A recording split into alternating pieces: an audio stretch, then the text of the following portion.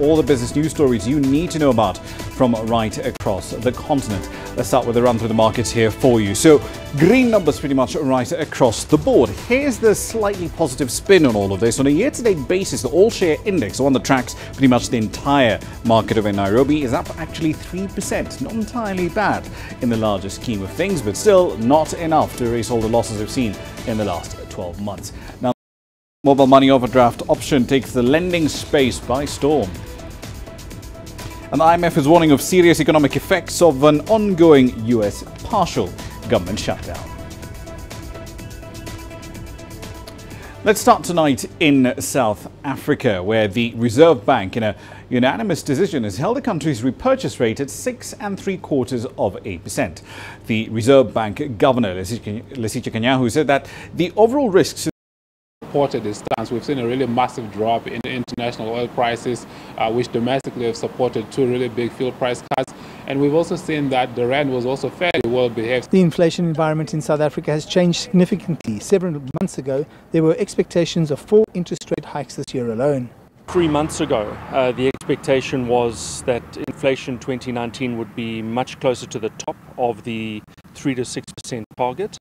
And the announcement yesterday by the SARB points to far more moderate, tamer inflation in 2019. 3 months ago, November, also the bond market was pricing in exactly that, a fairly robust, hawkish view on interest rates for the year. Economists and analysts were caught off guard by the positive stance taken by the central bank and their view on the inflation environment going forward. I think the overall tone of the January statement kind of suggests that the next rate move is going to come much later than our baseline view of the third quarter of this year. I think we are probably now in the territory of perhaps a 25 basis point increase for the year and done. While the rate hold is good news for consumers, it's about getting investors and potential investors interested so that we can grow the economy. I'm Angelo Coppola for CGTN in Johannesburg, South Africa. On to one of the big stories in our bulletin tonight, Zimbabwe. The internet access over there was shut down again on Friday after authorities extended a communications ban to cover emails too. Now, the United Nations has advocated for an end to a security crackdown on civilians triggered by deadly protests which started earlier in the week. So far, officially, 3 people have died during the demonstrations that broke out on Monday after President Emmerson Mnangagwa announced a fuel price hike of an average 150%.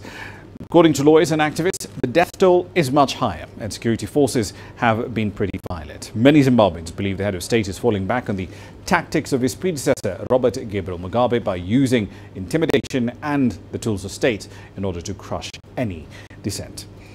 Let's get you some more details on this. Dale Mavinga is the Southern African Director at Human Rights Watch. She joins us now live from Johannesburg, I believe. Thank you very much for your time, sir. Given that there's no internet access in Zimbabwe at the moment, and communication lines are pretty spotty, what's the latest from the country? Are the protests still going on? Has the crackdown abated? Well, what is clearly going on is a massive, unprecedented crackdown on protesters, activists and opposition leaders. And the police and soldiers have been indiscriminately raiding homes, abducting and arresting people, beating many others, and then handing them over to the police. So the crackdown is fully underway. Internet access and social media access is shut down.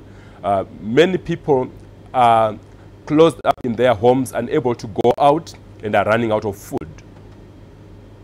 Right, so with the currency crisis, because that leads me to my next question, are there any basic necessities, food, fuel, anything of that sort, are they getting into the country at this point, or has all commerce pretty much ground to a halt? Well, what has happened is that the shutting down of internet pretty much has disrupted business. So although the borders remain open, there is pretty much little that is going into the country. Shops remain closed because shop owners are afraid to open up. Soldiers have almost imposed an informal curfew. So people are afraid and shops are closed, service stations, petrol stations are also closed. Very few are functional with the assistance of soldiers manning the queues. But the reality is that for the vast majority of Zimbabweans, they are in their homes, too scared to venture out, and waiting and hoping that their food supplies, which are fast running out, will last maybe a day or two. Also, those that have been injured in the protests, a number who have been shot with live ammunition, cannot get medical assistance because hospitals also are not functional. Public transport is not functional. Right. Quick follow-up on that. Do you have, what's the latest numbers that you're getting out of Zimbabwe on the number of people who've been killed or injured in this series of protests and the crackdown that followed?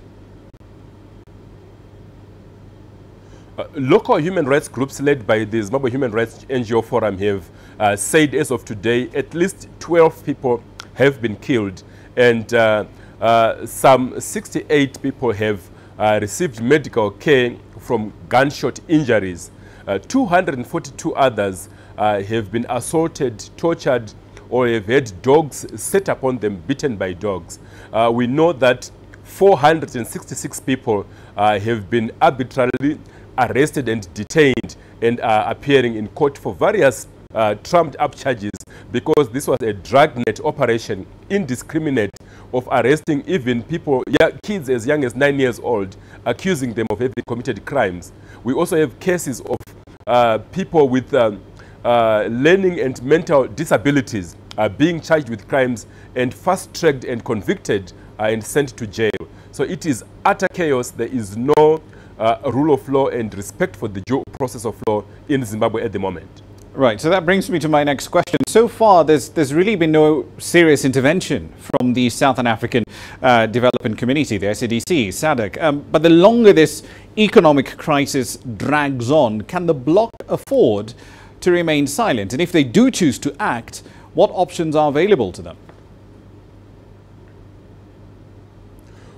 Well, it's hugely disappointing that the Southern African Development Community, SADC, has so far remained silent as Zimbabwe burns.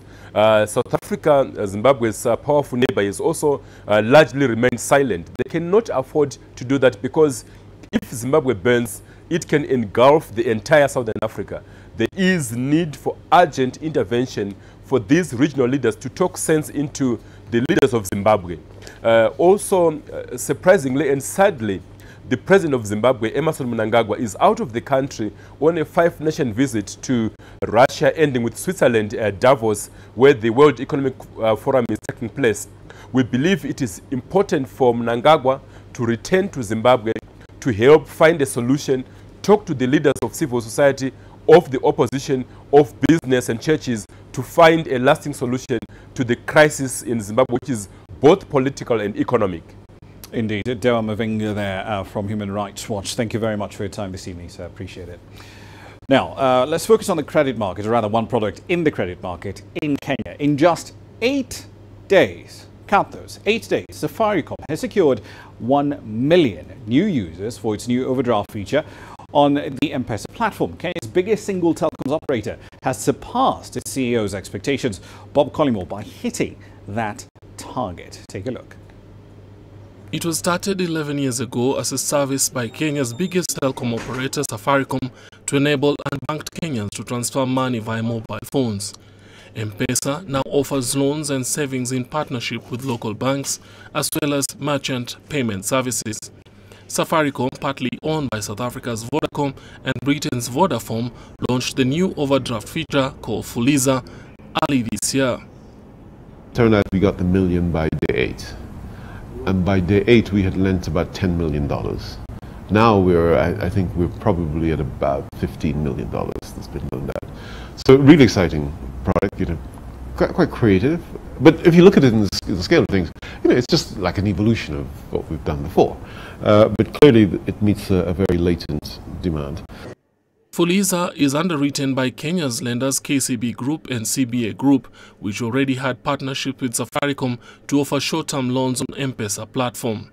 And it's very simple, you know, when you go to buy something, if you don't have enough cash, you simply draw down from your overdraft. And you can keep drawing down until you've got to your overdraft limit. The Communications Authority is finalizing a report on competition, which among other things seeks to control Safaricom's ability to set the retail prices, curb its marketing expenditure, and force it to share its extensive infrastructure with other operators to level the playing field. M-Pesa has around 20 million active users in Kenya and has become the principal driver of profit growth for the dominant telecoms provider in East Africa, as revenues from traditional voice and tech services has flattened off. Noel Makugu, CGTN. All right, then, so that's one element of the business. But keep this in mind, Kenya's main equities index has fallen by 23% in the last 12 months. And Safaricom, the biggest listed firm on the bourse, hasn't been far behind. It has posted a 19% price decline over the same period. Nonetheless, analysts now have a positive outlook on the stock, with 9 buy recommendations among the analysts tracked by Bloomberg. Earlier on, I spoke to one of those analysts, Tracy Kivunyo.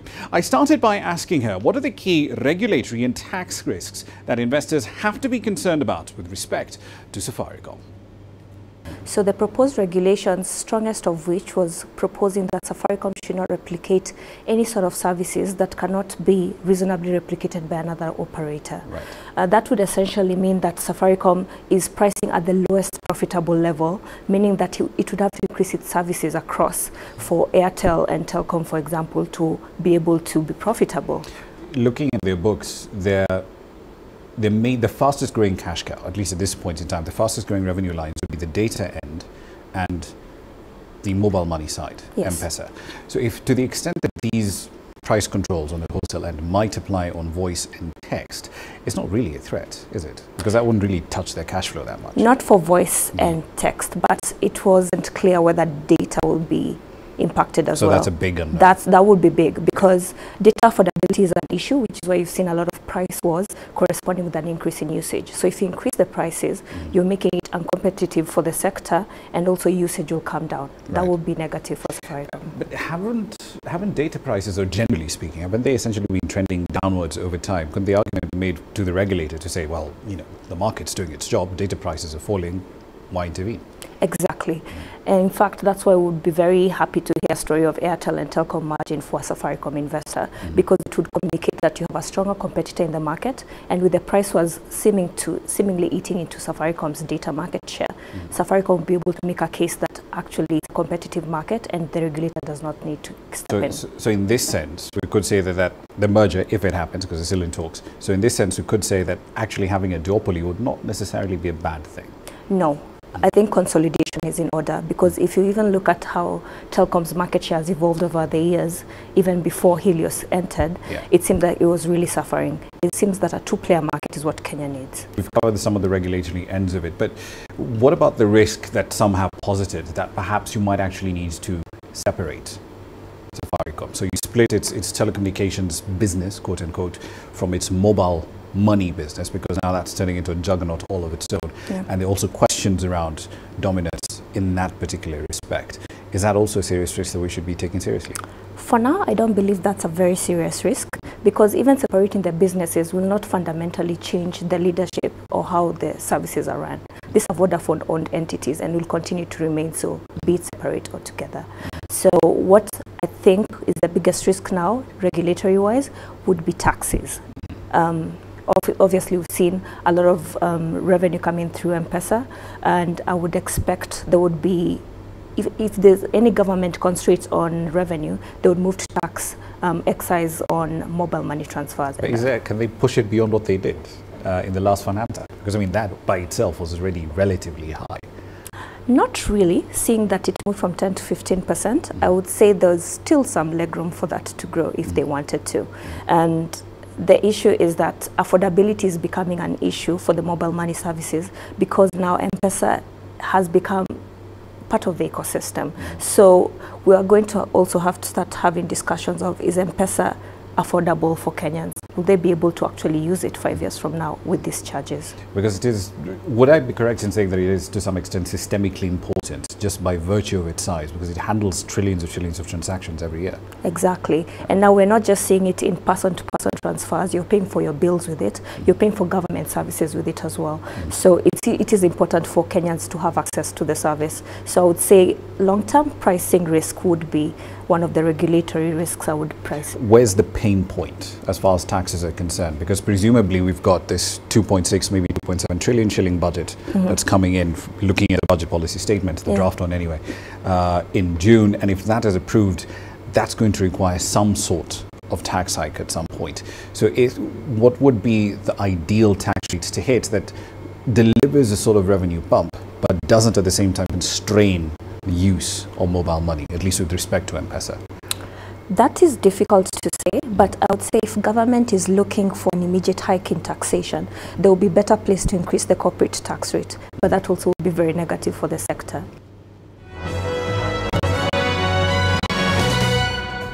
Right, then company news. Let's talk about some deals. The French bank Société Générale has agreed to sell its South African unit to ABSA. Now, according to the bank, the sale offers ABSA the custody, trustee and clearing services. The French bank also signed an agreement, though, with ABSA to jointly provide wholesale banking services in most African countries. They've got a complementary geographical spread, these two. The deal between the two banks includes a specific offer to service Chinese firms operating in Africa. Elsewhere, South Africa's floundering economy has resulted in key clothing retailers, Mr. Price, Woolworths, reporting some pretty disappointing growth numbers for the festive season. Now, the flat performance is attributed to the level of indebtedness of consumers, wages differing with inflation and the 2019 general election to come. Now, the trading updates from these two firms triggered the biggest single-day drop on the JSE's general retail index in at least 4 years. It was down 7.6% on Thursday. Kenya's steel manufacturer Coloworks Limited is facing the auctioneer's hammer of a non-payment of multiple debts worth an estimated $59 million. The manufacturing firm, which is part of the Comcraft Group, is indebted to a couple of lenders. I&M Bank is one of them, which has already published notices for auction of some of the company's assets. The company also owes NIC Bank and the Bank of Baroda loans that are currently well behind and in arrears.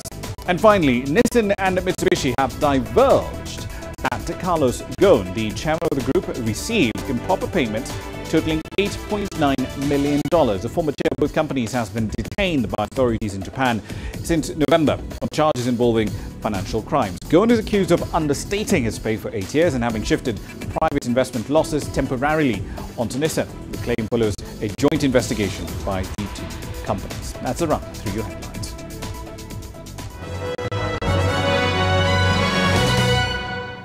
We're 18 minutes into the hour. Time for a short break. Here's what's coming up next.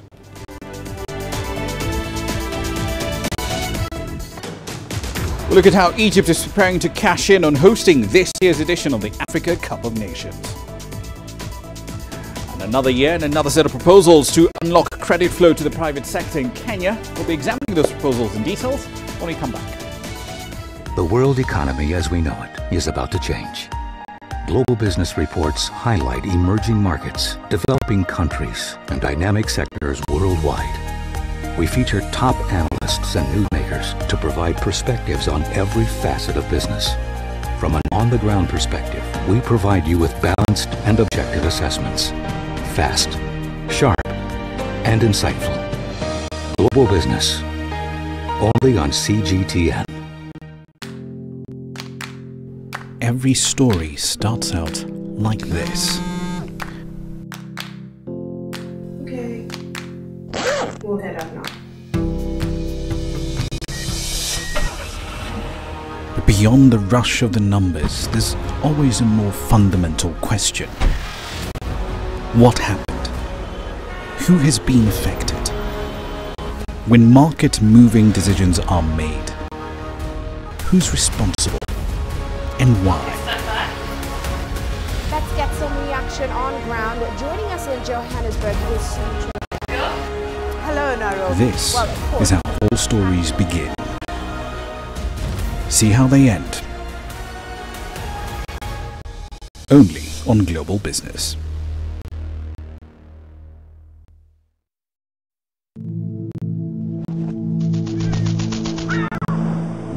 How will your world change today?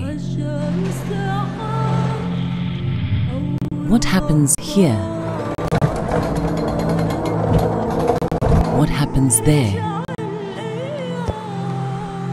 Or what you make happen for yourself? If it matters to you, it matters to us too. Your stories are the stories that need to be told. Africa Live. Find your voice.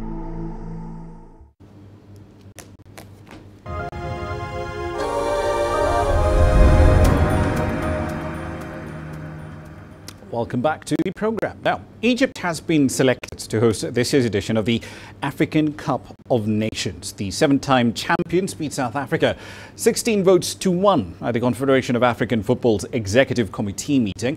Here's CGTN's Yasser Hakim now taking a look at how the North African state is preparing to host this 24-team soccer tournament in 6 months' time. The preparations are quickly underway to be ready for the African Cup in the summer. 5 cities will host the 24 teams that have qualified to the finals. Work has already begun to develop Cairo Stadium that will oversee the opening and the final matches of the Cup. The organizing committee has pledged an approximate budget for the whole competition. We will not build any new facilities. We are doing some changes such as preparing the media sections in the stadia or installing Wi-Fi and preparing the stadium pitches in the 5 cities. We have allocated $20 to $25 million and could increase to 30. It includes accommodation and traveling costs, everything, which is not a big amount. The budget is much lower than previous championship costs. In the last 3 years, Egypt has been developing its infrastructure, especially the transportation links, and this will come in handy for the competition. Egypt has all the infrastructure available, which is important with such a short time. The stadia are there, the training facilities are available, and hotels as well. This is why we had a landslide victory in the vote for hosting the tournament. Our presentation was strong. As a country that depends on tourism, there is no shortage of hotels and accommodation for the fans in all 5 hosting cities. There are about 250,000 hotel rooms available, much more than enough to receive the traveling fans.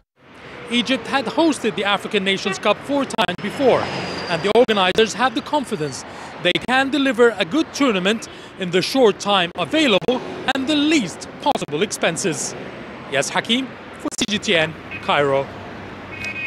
Let's head over to East Africa now. Yet another attempt is being made to amend Kenya's deeply harmful rate cap law. Now, a proposal is being made by a Kenyan legislator to change the rate cap, to introduce a corridor, if you will, above the cap. In this case, about 600 basis points above the cap, which currently stands at 13.5%, wherein banks and their clients can negotiate their rates. Kenya's rate cap, remember, has had a devastating effect on lending. It's cut private sector credit growth to just 3.8% in September. Now, at this time, there you go, that's pretty much it. At this time last year, the central bank governor was warning that the rate cap was basically strangling growth completely. Now, here's the thing. Between them, trade, households, manufacturing, those are the top 3 lending categories. In the year to September, those loan books are the top 3 lines in this chart. They were pretty much flat. They barely grew. And in fact, it's worse in other cases. Take a look at agriculture. It's a blue line down there. It's been shrinking in the 12 months to September. Same thing with transport and communication. Clearly, there is a problem here. So, in September, Kenya's legislators vehemently rejected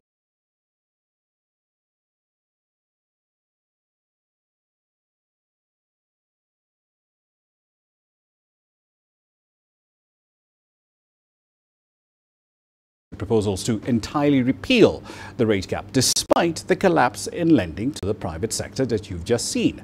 Earlier on, I spoke to the Kenyan legislator behind this latest proposal, Moses Kuria. I started by asking him if his proposed amendment would compel banks to use credit scores to determine what rates they should be lending money at. Even today, there's no negotiation. Everybody's on 13%. Yeah? So we're just giving a mechanism, because it's customers who would want negotiation. Because if you go to a bank and they tell you, I cannot give you a loan, Because if I look at you, I can't give you at 13% or 13.5%.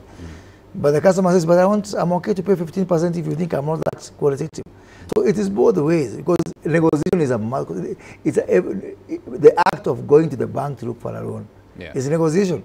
Because there's nothing that is written on stone that you must get a loan. Right. But now we are giving an environment that makes a reasonable discussion between a customer and a bank.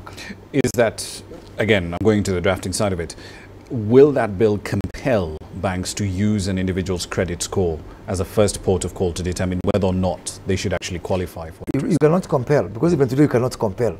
You cannot compel. Yeah, you cannot compel. All you are doing is you are giving some window for market forces to take effect. But fair enough. But by the way, if you have a credit score, but if you have a credit score, which exists, people have been building credit scores for years now. Why not use that? Absolutely, and they still do. Banks do it, because even today, do you want to tell me that Safaricom borrows at 13%? No, they still negotiate with the bond. Do you want to tell me that EABL gets at the cap? They still negotiate with the bond. Because of that. Yeah, but that's them. If I go into a bank, if I go into a bank and I borrow cash, right, I'm going to be told, look, you're a single young man, no commitments, etc., etc. I'm going to give you a loan at 19%. My credit score doesn't come into it unless there's some sort of negative data there. And that's the main issue. People are saying that, look, the credit score isn't really translating into a lower rate. The most important thing this window is going to do is to encourage competition. So there's going to be competition. And this needs to be seen also in the context of the other things that we are doing. I've had consultations with Treasury, and they have enumerated for me 2-3 things, initiatives they are doing, including the portability of credit from one bank to the other without having to recharge your securities. Right. We did pass that law of creating a deposit or a central depository for securities. They are coming up with one big bank that is going to prioritize credit to the SMEs, and most importantly, they are setting up a national credit guarantee facility. Do we have any numbers on it at this point, or it's still in the formative stage? We want to see what is going to put in the budget policy statement. In the budget committee, so we're waiting to see, how much is going to put in there, and see, as Parliament, we have the power to increase the facility. Right. Because I think it is important. Anything that is going to free up credit to the SMEs and to the private sector is welcome, because right now private sector credit is growing at 4%. At the end of the day, you're still going to come back to the dilemma where you've got government that has been trying to drive growth and has been driving growth for the last 5 years or so. But if you're on the private sector to drive that growth, at some point, government has to take the shackles off, reduce the taxes, reduce the regulatory burdens, and so on and so forth. The whole macroeconomic balance of all those variables, but I do agree with you. And that's the same concern that Cabinet Secretary for Treasury drew my way in terms of also rationalizing our expenditure. So it's going to be a raft of so many things required, including, rationalizing our expenditure. Okay, but moving forward, and you and I were talking about this last year when the budget was being debated in the third quarter in September and October. And the sense I got from your fellow legislators was that there was this deep opposition to the idea of even letting banks essentially price credit. There was deep opposition then. Is it still the case? How do you convince them this time around? I think I've found a lot of people have seen that this cap is not really, it is good from far, but far from good. I have seen more and more realization of that, because politicians and legislators are politicians. They react to what the people are saying. And right now, we have got members of parliament who have had to pay bursaries for people who yesterday they had businesses, and their businesses have collapsed because they can no longer get credit, so they cannot grow the business, they cannot even supply government. Now, speaking of governments, the government in Nigeria has signed a $1.1 billion deal with the government of Brazil. The pact is aimed at enhancing Nigeria's agricultural output. Agriculture at the moment is the centerpiece of the West African state's economic diversification efforts. More on this in the following report. An official partnership that will span for 2 years. Improving agricultural productivity is at the center of President Buhari's strategic recovery and growth plan. Under the deal, Brazil will finance agricultural projects, train farmers, and set a foundation for value addition. Practically everything that you have heard of the Buhari administration has centered around agriculture. And I'm sure that we're going to hear a lot more about this focus on agriculture, because frankly we believe that we cannot bring our nation out of poverty, especially the large numbers of the poor, without significant investment in agriculture and of course mechanized agriculture. An estimated 70% of Nigerians earn livelihood from sustenance farming, with little capacity to meet domestic demand in the food market. Consequently, Nigerians spend an estimated $12 billion on food imports. Buhari's government sees the expenditure on food imports as a waste of much-needed hard currency. The government also hopes the new venture will provide millions of jobs. The initiative will contribute to create new jobs. We estimate around 5 million new jobs would be the impact of this initiative, reducing the rate of poverty, unemployment across the agricultural value chain. Nigeria and Brazil have long-standing trade relations. Brazil largely imports crude oil from Nigeria, while Nigeria imports from Brazil range from farm produce to machinery. Trade volume between the two countries is estimated at about $9 billion annually. Hlanela Lupuwana, CGTN. Now, the rate of poverty in Nigeria does continue to grow, and that's despite decades of high oil revenues, well, relatively high oil revenues. In June 2018, the country overtook India in a global extreme poverty ranking. The government over there is yet to implement a proposal by the nation's trade unions to more than double the minimum wage, which currently is about $58 US. 28-year-old Jasola Taiwo has been selling street food in this neighborhood for the past 3 years, surviving from hand to mouth. She is just among one of the many Nigerians living in extreme poverty in the country.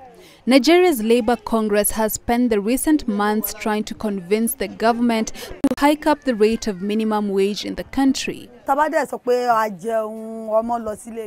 After paying for food, school fees and also supplies, there's nothing left to save, not even 500 naira.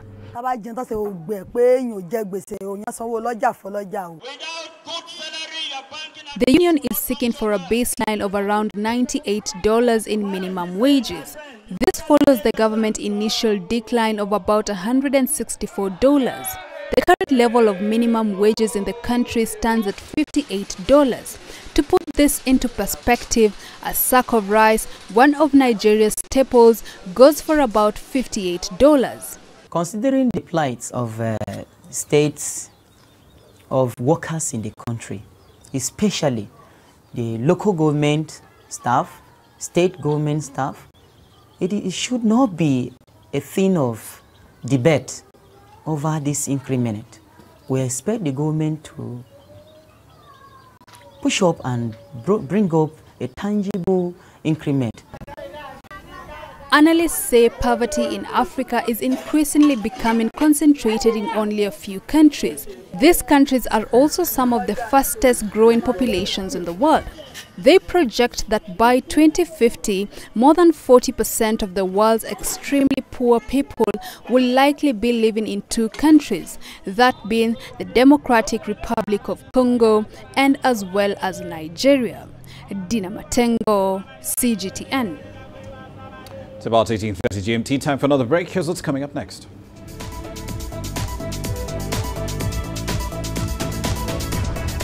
The IMF is warning of serious economic effects from the ongoing partial US government shutdown. And the UK Prime Minister cautions about a possible no-deal Brexit as she draws up a plan B.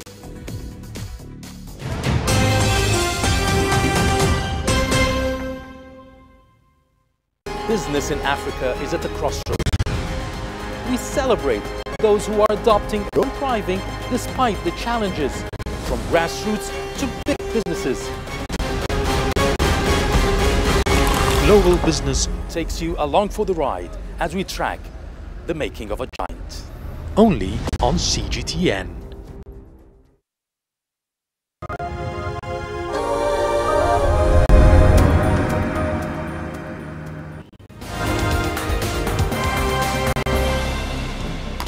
back. Let's recap the stories making your headlines at this hour. Starting in the DRC.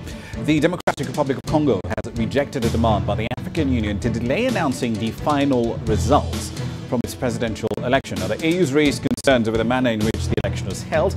It plans to dispatch a high-level delegation to find a way out of the country's crisis. But in response, the DRC's government spokesman, Ramah Nyang, said that he doesn't think anyone has a right to tell the Constitutional Court what to do. In Madagascar, the island nation's transfer of power is taking place at the presidential palace in the capital Antananarivo. The outgoing head of state, Henry Rajoelinarimampianina, handed over to President Andry Rajoelina. He was announced as a winner with 56% following a presidential runoff vote. Over in East Africa, Canadian nationals among 5 suspects who have appeared before a local court on charges relating to the Tuesday terror attack in Nairobi. The rest of the individuals in the dock are Kenyans. Police have applied to continue holding them in custody until investigations are over. This case will be mentioned again on the 18th of February. Security agencies have not released any information on Guled Abdihakim apart from his Canadian nationality. And finally, a top Chinese diplomat has been visiting the Republic of Equatorial Guinea. The Chinese president's special envoy, Yang Jiechi, met with President Teodoro Obiang in the capital. Yang said Beijing would work with the country to meet commitments from last year's China-Africa Cooperation Forum, FOCAC. He later on met the Cameroonian President, Paul Biya. That's a run through your headlines.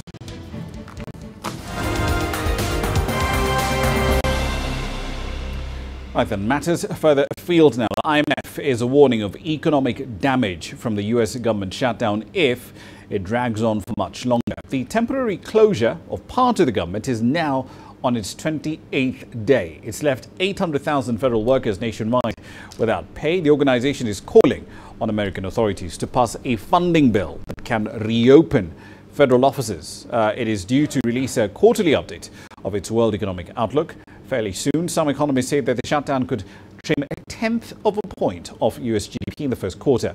According to S&P, the economy will have lost more than $5.7 billion that President Trump is demanding that Congress approves for a taxpayer-funded wall.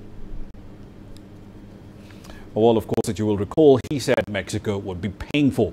Let's dig into the details of the story. Kevin McLeese joins us now live from Washington, D.C. with the latest on this. So, Kevin, it's easy to talk about the numbers on this, but give us a sense of what life is like in the affected federal facilities as the shutdown drags on, especially the human cost of it. The Coast Guard, as I understand it, is working without pay. So are air traffic controllers and TSA agents. Yeah, that's right. And of course, remember, the federal government is a huge employer across the United States. We have numbers in the headlines of 800,000 federal staff being affected, but each and every one of those is a person who, as a result of this now record-setting shutdown, is either working without pay or has been furloughed, i.e. sent home without pay. There have been some promises of back pay now being signed off by the president, but there is a cloud of uncertainty hovering over all of those people, their families, their financial commitments, which they still have to meet despite the turmoil that they now find their employer has plunged them into. But let's have a look at the numbers just quickly. I mentioned 420,000 of those are deemed essential personnel. That means they're still being asked by the government to work, but without pay at the moment. That includes 40,000 law enforcement officials, 54,000 border patrol agents. You mentioned his border wall in the introduction, and TSA, that's Transportation Security Administration workers, and of course Coast Guards. But those TSA agents, if you've flown anywhere in the United States over the last few weeks, you've done so because people have been working to keep those airports open and functioning without pay, which is a huge sacrifice, as you can imagine. And the one thing you can't measure, of course, is morale. President Trump says that he has the backing of federal workers, and they say, Mr. President, dig in, we're behind you. You've got to get the funding for your border wall. There has been no evidence that Donald Trump or his administration have put forward to support that claim just yet. Indeed, and of course we haven't even touched on the contractors either. But here's the thing though, people won't work without pay indefinitely. So the longer this shutdown drags on, it's on day 28, remember.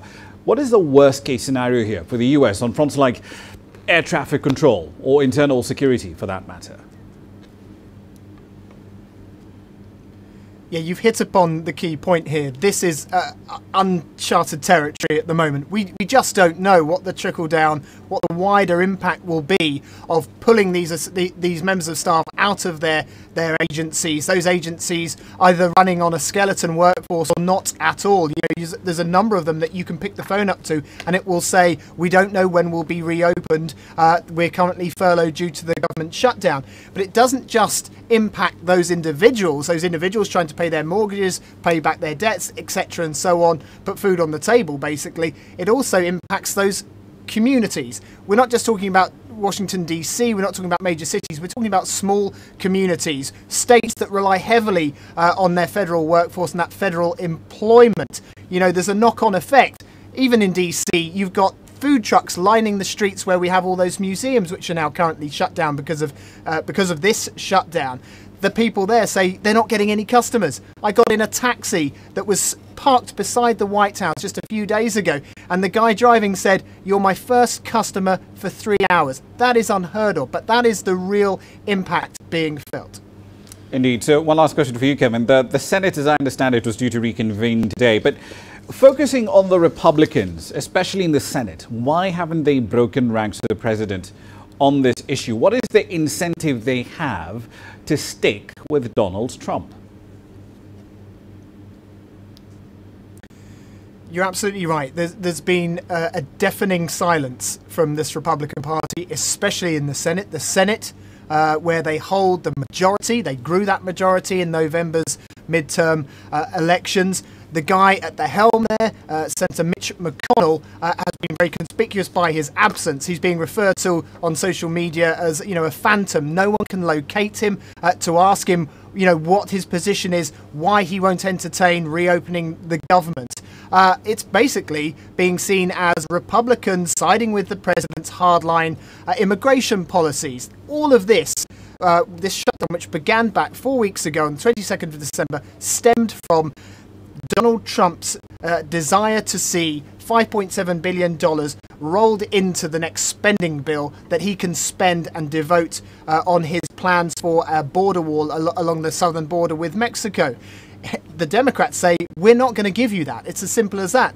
Donald Trump isn't interested in negotiating. That's usually what happens at this stage. The two parties negotiate until they come to some sort of agreement. That's just not happening. He is digging in. He is standing firm, and he clearly, so far, has the backing of his party, and that's significant. Indeed, we'll leave it there for the time being. Day 28 of the shutdown in the United States, partial government shutdown in the US. Kevin McLeese there live in Washington, D.C. Now, on to Brexit. The British Prime Minister, Theresa May, says it's unlikely to rule out a no-deal Brexit without stopping the process altogether. She was responding to a letter from the opposition Labour leader Jeremy Corbyn, who asked her to exclude the possibility of crashing out of the EU as a precondition for cross-party talks on a compromise on the deal she spent the last 2 years negotiating. Now, her earlier deal was rejected by a record majority in Parliament this week, but she narrowly survived a no-confidence vote just a day later. She'll return to Parliament on Monday, though, with a revised plan, Brexit Plan B, if you will. Lawmakers are expected to debate and vote on that Plan B on the 29th of January. China and Germany have agreed to coordinate more closely as far as financial policy is concerned. That was agreed to earlier at a high-level financial dialogue in Beijing. The event was co-chaired by the Chinese Vice Premier Liu He and the German Vice Chancellor and Finance Minister Olaf Scholz. Zhao Yun has a story.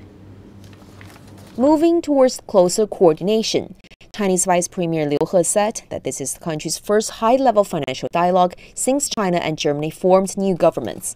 The dialogue is meant to tighten communication as the global economy shows signs of slowing and markets are seeing greater volatility.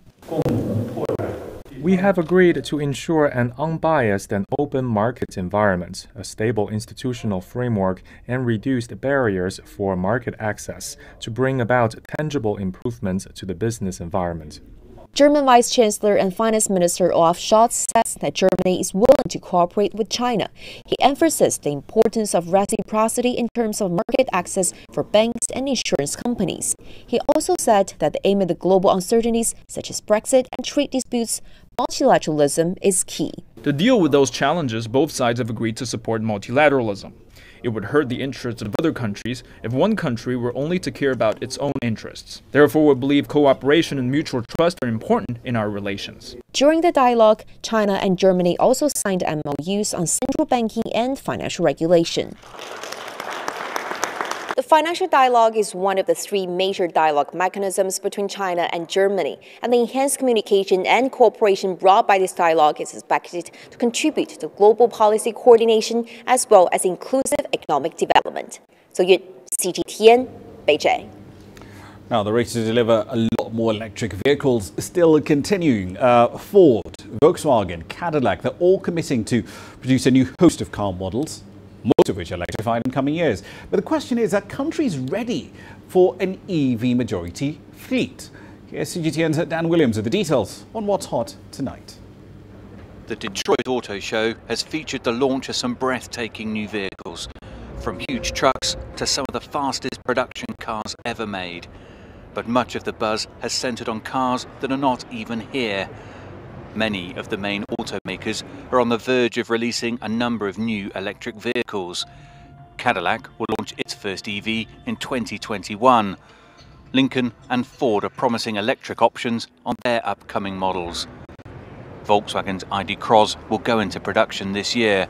The company has committed to bringing 15 electric vehicles to the global market by 2025. Our goal is to pull people into electric vehicles, and the concept behind this is when we industrialize this platform at scale, we'll start to see those scale effects and create a price position that's actually compelling for consumers.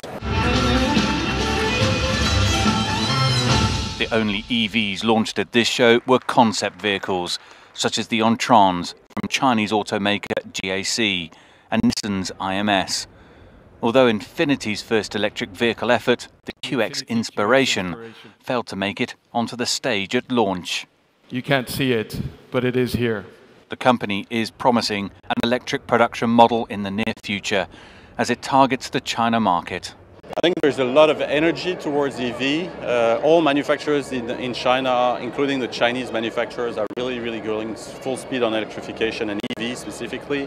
I think there's a big push towards charging station and infrastructure, which is a critical component of it. They're going to give all the rational reasons for people to buy an EV. The excitement around electric vehicles within the industry is clear to see, with a host of EVs set to hit the market. But there are questions as to whether the overall infrastructure in many countries can cope with such a change on a larger scale. How long did it take to set up the infrastructure for the petrol stations, the gas stations, to get the diesel to the right places across the planet? We're really in the same place when it comes to electrification. What is industry doing? What are the existing infrastructure providers doing about actually providing the electrification needs in terms of charging on these longer journeys? The auto industry looks set for a radical change in the coming years. The race is on to be ready for it. Dan Williams, CGTN, Detroit. Climate change and deforestation are putting more than half of the world's wild coffee species at risk of extinction. According to scientists at the Royal Botanical Gardens in the UK, that includes the most common commercial coffee species, Arabica and Robusta. Now, CGTN's Terry Wangari is here. She's going to take us through the findings. Research published by experts at Britain's Royal Botanic Gardens found that current conservation measures for wild coffee species are not enough to protect their long-term future. The main threat to the world's coffee species is deforestation. And that's because most coffee species actually occur in forests. Among coffee species under threat are some that could be used to breed and develop the coffees of the future. I think climate change is a particular concern because the species we grow occur in very narrow climatic envelopes.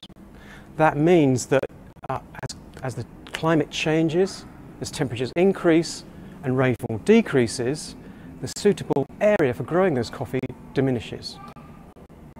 And that translates also to the wild species. The species in Africa, Madagascar and elsewhere, is that they occur in forests. And those forests are being impacted by climate change. The researchers, whose work was published on Wednesday in the journals Science Advances and Global Change Biology, said their findings are a concern for Ethiopia in particular.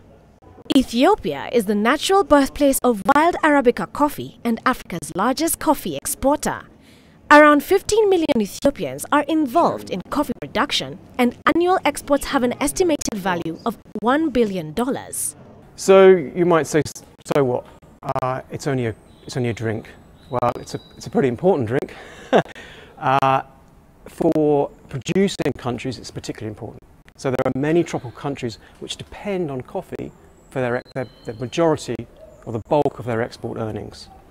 It's estimated that around the world there are 100 million people producing coffee in farms around the world. But on the flip side, the RBG team went in search of the highland coffee of Sierra Leone, fabled for its flavor in the late 19th century. They described it as lost coffee after no confirmed sightings since the 1950s. The team eventually rediscovered the plant in a highland location in good numbers and are now in the process of cultivating cuttings. This is a long-term issue, but if we don't start thinking about it now, we don't start preserving wild species, our options in the future will rapidly diminish. And we don't want to be in the situation where we find ourselves requiring some wild plant or some wild genes, only to find actually it's extinct in the wild. According to the team's research, up to 60% of the land used for Ethiopia's coffee production could become unsuitable for use by the end of the century. But highland coffee in Sierra Leone could become a new crop species for the future if proper action is taken to curb climate change. Terry Wangari, CGTN. Right, then a quick run through commodity prices here for you. So in the hour in which we've been on air, the Baker Hughes rig count data has just come in. Fairly big drop on the US side. 21 oil rigs essentially going offline. We're now at about 852, give or take. And that's despite prices being at this particular level. We're still in the money for your shale producer at that point. But of course, that's the wrong index that we're looking at. We should be using WTI. My mistake on that. Nonetheless, we'll keep an eye on that number and probe it a little more for you later on. Here's what's coming up next.